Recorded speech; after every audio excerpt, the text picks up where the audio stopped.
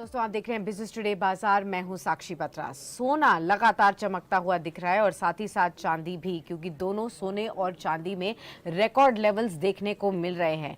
एक तरफ सोना पहली बार एमसीएक्स पर 71,000 रुपीज पर 10 ग्राम्स के हिसाब से ट्रेड करता हुआ दिख रहा है।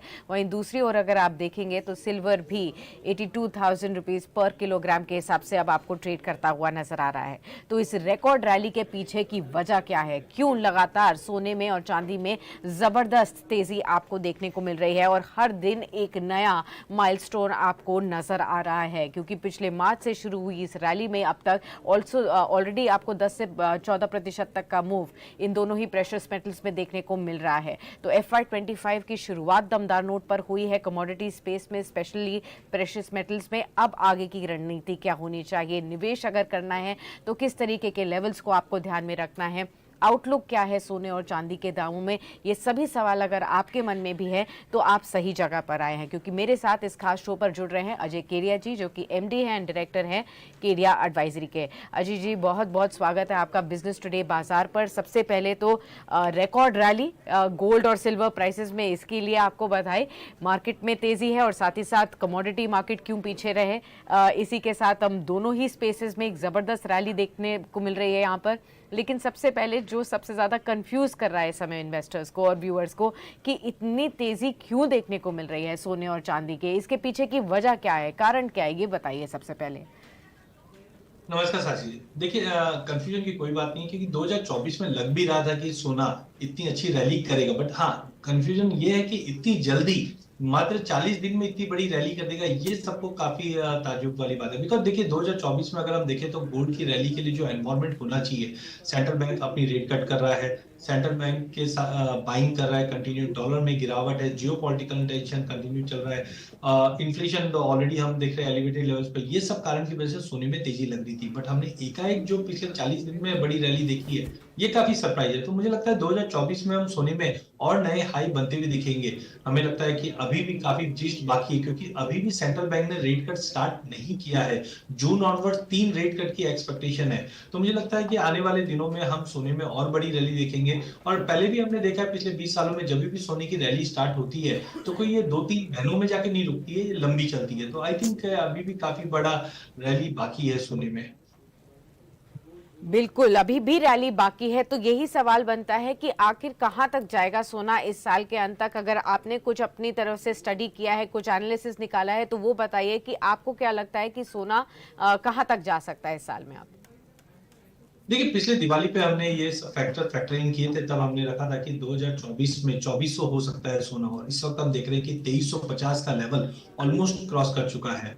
तो मुझे लगता है कि हमारा जो टारगेट डोमेस्टिक मार्केट पे था वो 70,000 के करीब का था, जो हमने ऑलरेडी अचीव कर चुके हैं। तो मुझे लगता है एक्सटेंडेड अगर हम करें तो कंजर्वेटिवली मुझे लगता है 75,000 तक का लेवल हम दिवाली तक या इंटरनेशनल में $2400 आराम से क्रॉस कर पाएंगे। जो जो फैक्टर्स अभी हमने बात की है, ये फैक्टर्स को देखते हुए मुझे लगता है कि आराम से डोमेस्टिक मार्केट में 75 और इंटरनेशनल में 2400, 2420-30 के आसपास हम प्राइसेस को जाते हुए देख पाएंगे। 75,000 का हो जाएगा सोना, यानी कि सोना अब की बार 75,000 2024 में, इस तरीके के प्रिडिक्शंस आ रहे हैं कि तेजी देखने को मिल रही है। लेकिन साथ ही साथ अगर बहुत सारे निवेशकों की बात करें जो कि ढूंढ रहे हैं अपॉर्चुनिटी की सोने में अब निवेश करें तो किस लेवल पर करें, उनके लिए आपकी सलाह क्या होगी? क्योंकि लगातार रिकॉर्ड हाई बन रहे हैं, क्या ये लेवल ही लगातार अभी खरीद लें क्योंकि आप जैसे बता रहे हैं 75,000 आएगा ही, या फिर उनको कुछ डिप्स भी मिलेंगे बीच में निवेश करने के लिए? देखिए, जो 40 दिन की बड़ी रैली आई थी उसके बाद मार्केट टेक्निकली थोड़ा सा ओवरबॉट हो चुका है। हमने देखा काफी एक्सचेंजेस ने अपने मार्जिन्स भी बढ़ा दिए हैं, तो एक टेक्निकल पुलबैक पॉसिबल है। तो मेरी ये सलाह नहीं है कि आप करंट लेवल से ही आप उसको बाय कीजिए। प्लीज ट्राई टू अंडरस्टैंड कि आपको पहले गोल्ड बाय किस लिए करना है, इन्वेस्टमेंट के लिए करना है या आप कंजम्पशन के लिए कर रहे हैं। कंजम्पशन में देखिए 1000-2000 के फर्क का आपको कोई मेजर इंपैक्ट नहीं पड़ेगा। बट अगर आप इन्वेस्टमेंट के पॉइंट ऑफ व्यू से देख रहे हैं तो मुझे लगता है थोड़ा सा वेट करना चाहिए। डोमेस्टिक मार्केट में मुझे लगता है इतनी बड़ी करीबन 61,000 से हमने आज 72,000 का लेवल वन शॉट में देखा है, तो थोड़ा एक टेक्निकल पिलबैक मुझे लगता है कि 65-66 की रेंज में गोल्ड में आ सकता है। वहीं इंटरनेशनल में $2150 का एक अच्छा बेहतरीन सपोर्ट बन जाएगा। अभी वहां तक मिलने पे आप फ्रेश बाइंग करके चलिए। बट कुल मिला के शॉर्ट की सलाह बिल्कुल भी नहीं है। लोअर लेवल्स पे ट्रेडिंग पॉइंट ऑफ व्यू से भी अगर आपको निवेश करना है तो लेके चलिए, अगर आप फिजिकली भी बाय करना चाहते हैं तो थोड़ा फेज मैनर में अगर हम लेके चले तो 75,000 या 2420 तक के जो लेवल देख रहे हैं वो बिल्कुल मिल जाएंगे। ठीक है, तो ये तो आपने सलाह बता दी कि कहाँ पर किस तरीके से आपको अपनी बाइंग को स्ट्रैटेजाइज करना है, किस लिए करना है, उस तरीके से आप तैयार करें। लेकिन सोने के साथ ही साथ हमने चांदी में भी ज़बरदस्त रैली देखी और यहाँ पर भी लाइफ टाइम हाइज देखने को मिल रहे हैं। तो निवेश के पर्पस के लिए खास तौर पर सोना वर्सेस चांदी अगर निवेश के लिए समझा जाए, आप किस तरीके से अपने क्लाइंट्स को और सभी लोगों को अभी सलाह दे रहे हैं? देखिए, चांदी में हमने 10 साल पहले भी हमने देखा था, ऐसे ही कुछ हवा बनी थी, तब लोगों का मानना था कि चांदी नहीं बढ़ पाएगी। लेकिन पिछले 10 सालों में चांदी का जो यूसेज है, इंडस्ट्रियल यूज खास करके, वो काफी चेंज हुआ है। हम देखते थे पहले खाली फोटोज में यूज होते थे, बट अभी ईवी, सोलर पैनल, 5G, ये सभी जगह यूज होने लगे और माइंस के आउटपुट में भी कमी आई है। चांदी और सोने को अगर हमको देखना है तो इसका एक बैरोमीटर जिसको हम बोलते हैं गोल्ड सिल्वर रेशियो, तो गोल्ड हम्म। सिल्वर रेशियो हमने देखा है कि इस वक्त 84-85 के करीब ट्रेड कर रहा है। हिस्टोरिकल डेटा दिखाता है कि 72 तक जा सकता है, और साथ में देख भी रहे कि इकोनॉमी में कंजम्पशन बढ़ रहा है। तो मुझे लगता है चांदी में अभी भी जिस्ट बाकी है। कंजर्वेटिवली भी बात करें तो डोमेस्टिक मार्केट में 95,000 तक का लेवल हम बैर मिनिमम चांदी में ये साल में देख पाएंगे, लेकिन हायर साइड में भी पॉसिबल है, लाख का भी भाव हम क्रॉस कर रहे हैं। लेकिन एक चीज ध्यान रखिए, कभी भी जब हम तेजी देखते हैं तो सभी जन तेजी तेजी तेजी की बात करते हैं। तो मुझे लगता है कि 70,000 से 80,000 का लेवल हो चुका है। थोड़ा सा पुल बैक पॉसिबल है मार्केट में चांदी के अंदर भी, जहां पे हम देख रहे हैं कि अगर 76 77 की रेंज में भी अगर मिलते हैं तो वो एक बेहतरीन और सेफ लेवल रहेगा। तो थोड़ा पुल बैक सोने चांदी दोनों में ही मुझे लग रहा है, बट कुल मिलाकर ये साल आपको मिनिमम कंजर्वेटिवली 95,000 का लेवल क्रॉस होता हुआ दिखेगा चांदी में। चलिए ठीक है, 75,000 सोने पर और 95,000 सिल्वर पर आपको देखने को मिल सकता है। और अगर अग्रेसिव टारगेट्स देखें तो 1 लाख के पार भी जा सकता है सोना आगे जाते हुए। तो आप देख रहे हैं कि कितने हिस्टोरिक पर टन के हिसाब से आप देखने को मिल सकता है। इसके अलावा अजय जी, जो सवाल बहुत सारे निवेशकों के मन में होगा कि अभी करंटली हम देख रहे हैं कि बहुत सारे फॉर्म्स ऑफ इन्वेस्टमेंट आ चुके हैं नए नए।